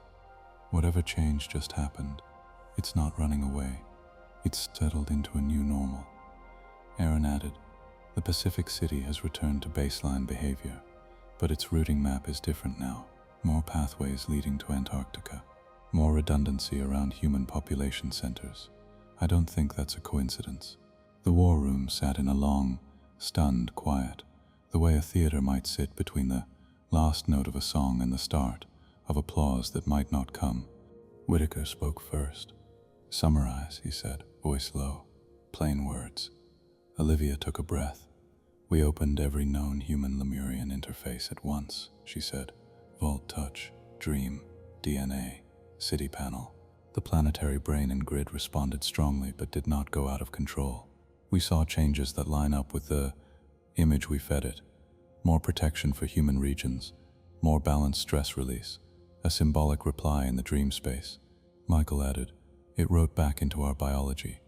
Not a takeover, a mark, a sign. It recognized the key we offered and returned a pattern that still fits human limits. Catherine, still watching the numbers, spoke slowly, and it adjusted global systems in ways that match both its own goals and ours. She said, stability, plus a new tilt toward protecting high population areas more efficiently. It may have always wanted to avoid mass death, dead hosts or bad hosts, but now it seems to factor our stated wish for shared control into that goal. Aaron said, the grid behaved like a system reacting to a new input, not just like a dumb network hit with extra power. There was direction, intention. Naomi looked at the half-open vault, and it left a door open, she said. Physically, for me, for us, that feels like an invitation. Whitaker's eyes were hard, but there was something like wonder behind them. So we have our answer, he said. We are not just fuel, not just keys. We can speak, and it can listen. Maybe not as equals, but not as cattle either. He glanced at the alien reports, still pinned on a side screen. They warned us. Do not approach, do not merge, he said. We approached, we merged, a little. And we are still here. Catherine raised a cautioning hand. For now, she said, this was a small test. One carefully guided moment. We don't know how far we can push.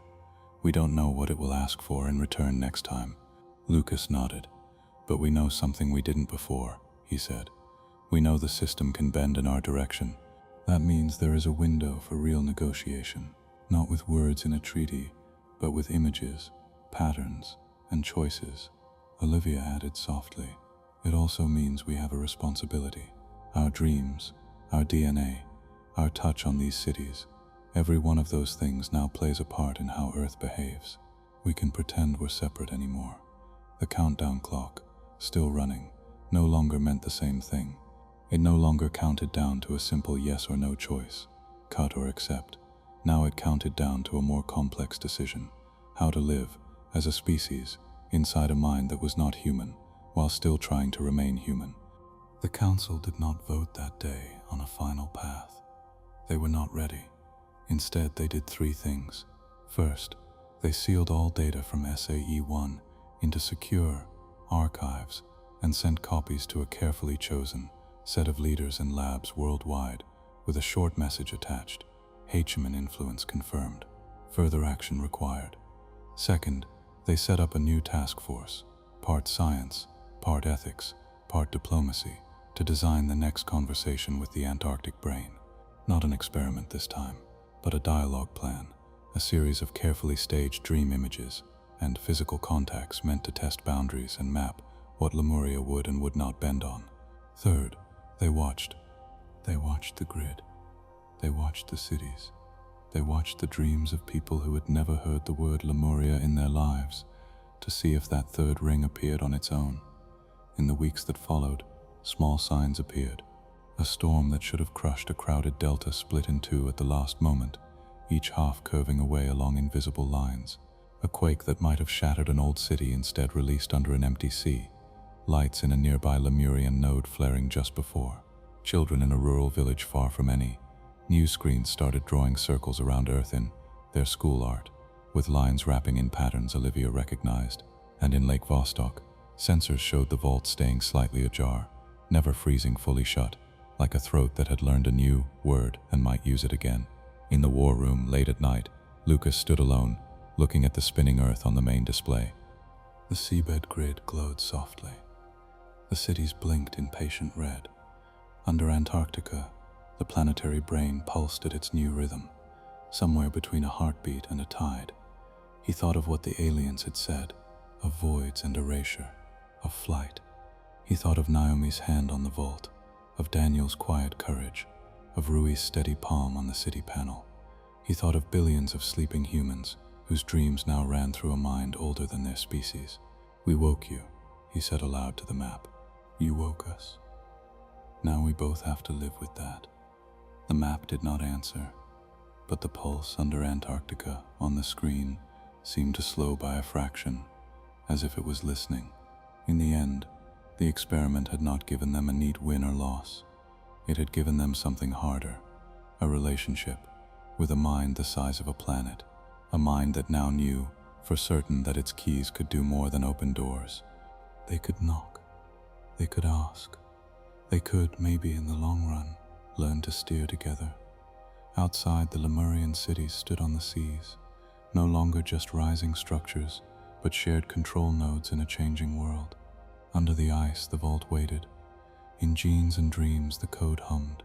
And in Cheyenne Mountain, the council began to plan, not for the end of the world, but for the start of a new kind of age, an age where Earth itself thought, and humans had a say in what it thought about. The world did not end. It did not glow with holy light.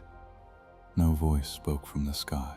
The morning after the Synchronized Activation experiment, most people woke up to alarms on their phones, the smell of coffee, and news feeds about storms that had changed course in the night. They did not know that a human hand had touched a Lemurian city at the same second another human hand pressed into a crystal vault under Antarctica. They did not know a room full of sleepers had dreamed the same image for a brain the size of a continent. They only knew that a cyclone that should have slammed into a crowded coast had slowed, turned, and broken apart over the open sea. Lucky shift, the report said. In Cheyenne Mountain, everyone knew it was not luck. They just did not know what to call it yet. The war room was quieter than before. The countdown clock was gone. In its place, a new line of text sat at the top of the main display. Status, active merge, human input detected. Lucas stood in front of the wall, dark circles under his eyes, watching fresh data pour in. Catherine sat with a tablet, checking quake reports. Olivia watched new dream survey results. Michael cross-checked genome scans from Daniel and from a handful of people around the world who had started to show faint Lemurian markers without any lab work. Naomi had just come back from Antarctica, still smelling faintly of cold air and machine oil. Her hair was damp from melted ice.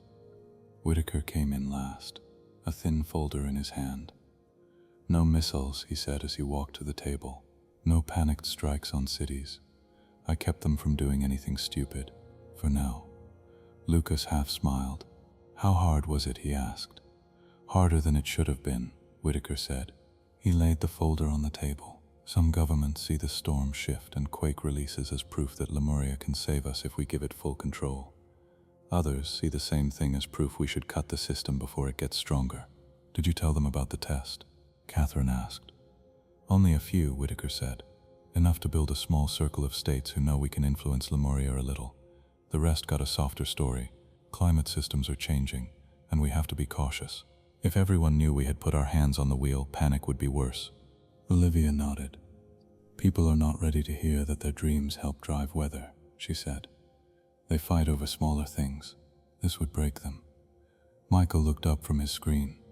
Speaking of dreams, he said, Olivia, have you seen this? He turned his display so she could see.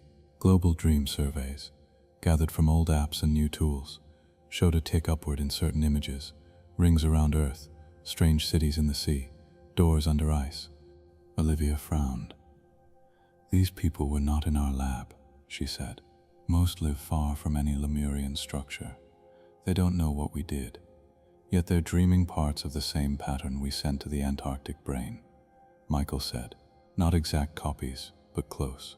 Circles around the planet, multiple layers in balance. It's spreading. Could that just be the brain pushing its reply into their sleep? Lucas asked, showing its own version of the image. Maybe, Olivia said, or maybe the contact changed the way it uses us. Before it pulled random symbols from us. Now it may be seeding a shared picture back, a kind of teaching. Catherine looked uneasy. To teaching for what? She asked. So we accept the grid and cities as natural. So we feel less fear and more trust. Maybe so we can work with it better, Naomi said. It needs a species that understands its patterns. Teaching us would make sense. Or train us, Catherine replied. There's a difference. Whitaker opened his folder. Either way, he said, we have to start thinking about how to live long-term with this thing. We have a report to write for the people who do know. What do we tell them? Lucas turned from the screen. Start with the simple part, he said. We tested whether human input can change Lemurian behavior. It can. We saw the grid shift in ways that matched our goal. More safety for people. More balanced stress release. Also simple, Catherine added. We did not break the planet. No runaway quakes. No new superstorms. The fail-safes held. That will matter to them. Next, Olivia said, we tell them the Antarctic brain is not just watching us. It answered, in dreams, in the vault, and in the grid. It added its own layer to the image we sent. It wants balance too, but its idea of balance may not match ours perfectly, Michael said, and we confirmed that Lemuria marked us. Daniel's genome flashed an overlay, then dropped back. Yet his body now responds to Lemurian fields a bit more smoothly. It's a sign that longer contact could change us in subtle ways over time. Naomi looked thoughtful, and we tell them the vault stayed open, she said. Not wide, but not closed. That is a physical symbol. It knows we're coming back. Whitaker wrote short notes as they spoke, pen moving in tight strokes.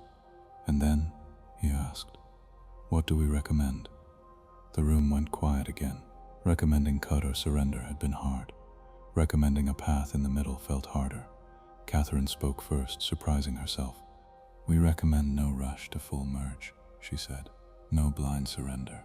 The test showed we have a voice. We should not throw that away by giving all control to Lemuria now.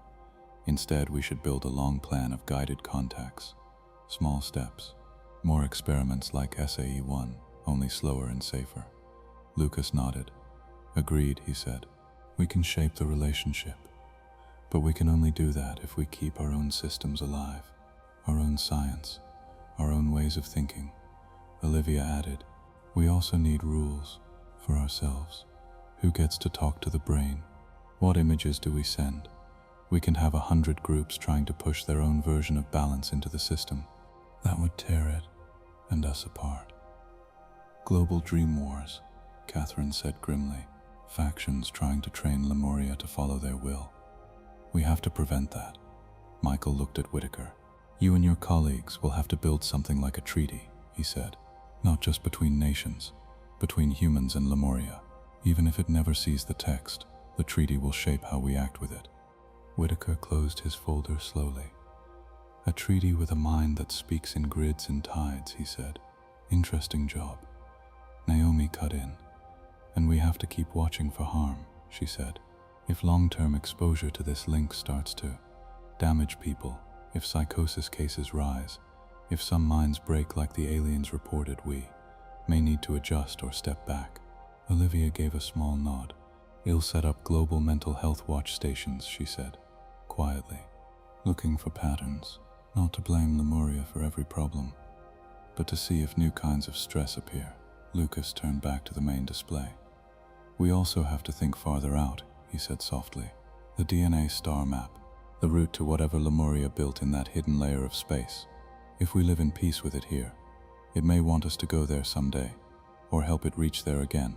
Michael's eyes shone with tired curiosity. That might be why it shaped us this way, he said. Not just to be caretakers of this planet, but to be carriers, to take its pattern to the stars in bodies that can survive its domain. Catherine shook her head. That's a risk for another generation, she said. Right now, our focus has to be on this planet, this grid, these cities. We barely understand this first step. Let's not leap off-world yet. No one is leaping, Lucas said. Not yet. But we need to admit the possibility. And we need to make sure that if that day comes, humans are not passengers in someone else's ship. Whitaker looked at them all. I will write this report, he said, and I will recommend a cautious, guided merge. But understand, there will be those who push for faster integration, and those who still scream to cut everything. We have bought time, not peace. Time is enough, Naomi said, for now. News of strange calm zones and soft storms spread over the next week. Farmers in one region where drought had been building saw clouds form in neat lines, then open over their fields without flooding. Fishers whose routes had moved to avoid a rising Lemurian city found new currents easier to work with, as if the grid itself had smoothed out rough waters.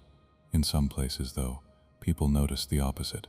A town far from any coast found itself hit with 3 weeks of almost constant rain, as if the sky had forgotten other places existed. A mining area saw small, sharp quakes rattle tools, while big breaks stayed away. People there started talking about the machine under the world taking its due. Olivia's quiet survey work showed more shared dream symbols. Sometimes the ring around Earth was bright and balanced. Sometimes it tilted. Sometimes hands reached for it and could not touch. A few dreams showed something else. People standing inside Lemurian cities, walking along glowing corridors, feeling both safe and deeply watched. These are not all ours, Olivia said in a briefing. The brain is starting to write back into people who never chose to contact it. That means we have to treat all of humanity as part of this relationship, not just our volunteers. Michael's scans found that Daniel was not alone. Tiny markers of Lemurian response started to appear in random samples from people who had been near strong grid zones, dock workers near a surface city, climate researchers on remote boats, even a few children living on islands that now sat close to bright node lines. They're small, Michael said. Nothing harmful yet, but it shows that just living near active nodes gently shapes our bodies. We are becoming more tuned, slowly, whether we like it or not. Catherine kept watching the crust. The planet is quieter, she said in a later report. Too quiet, in some ways. Pressure still builds, but release points are cleaner. From a physics view, this is stable. From a human feelings view, it's eerie. We are not used to a world so managed. Naomi went over her Lake Vostok footage again and again. She froze frames of the chamber beyond the open vault, tracing structures that looked like part of a giant machine and part of a nest of nerves. I think it's growing, she told Lucas in a side meeting. There are more branches in the last image than in the first. Slowly, but steady. Long. The brain, he asked. The brain, she said, and maybe something inside it, a sublayer, a new construct, built since we made contact. For what? Lucas asked. Naomi didn't answer. She wasn't sure anyone could. One evening, weeks after the experiment, as the council sat in a smaller room, for a less formal talk, Whitaker broke a long quiet with a simple question. Do you think we did the right thing? He asked, pressing those 4 points at once, talking to it. No screens flashed, no alarm sounded, just 6 tired people in a concrete room, under a mountain, with the weight of a planet pressing lightly on them. Naomi answered first. Yes, she said. We could not keep pretending this was a mystery. The system is alive. We are part of it. Talking to it was honest. Anything less would have been fear dressed up as caution. Olivia nodded. If we had not tried to guide it, she said, it still would have moved. Only then we would have had no idea why.